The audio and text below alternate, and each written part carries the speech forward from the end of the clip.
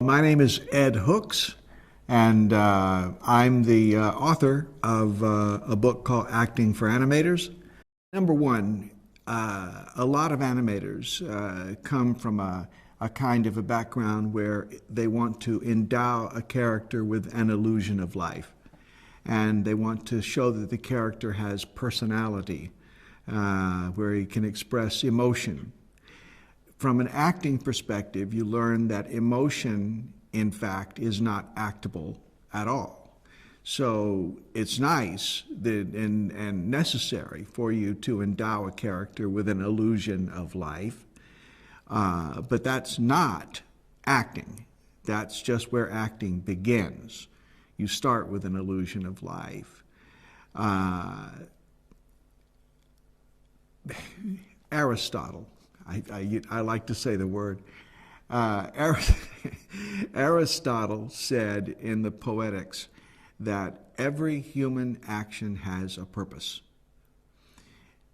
All of acting theory is based on that premise. Nobody has improved on it. They've only just found ways to restate it. The most famous acting teacher of all time was Konstantin Stanislavski at the Moscow Art Theater. He did not improve on what Aristotle had to say. All acting is about trying to find the purpose of why it is you're doing or saying what you're doing or saying. Animators, in particular animators, have a challenge because animators want to have a character that's a standalone, happy, sad, a personality, cute, model, whatever. They want the character to have a sort of an existence, okay? But if you say to the character, if you freeze frame and you say to the character, what are you doing? The character needs to have an answer to that in theatrical terms. This is the objective. This is what I'm trying to achieve.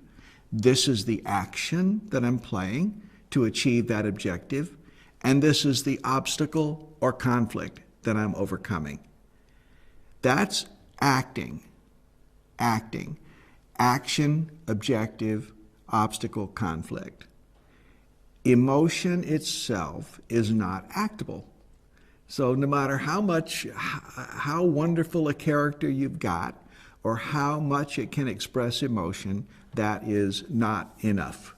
So that's where I begin when I teach and write about acting for animators. I try to get them to understand that the illusion of life is not the same thing as acting, the structured performance. So, there's a movie that I like to show in my classes called Boy and the World, which is from Brazil. A director named Ale Abreu made this a couple of years ago for not much money. And it's extremely simple animation. It looks like it was made with a box of crayons and some rulers, and it's colorful, but very basic animation. But the lead character is a 7-year-old boy, and his face is a circle. He's got 3 hairs on top and 2 slashes for eyes. That's it. That's all he's got.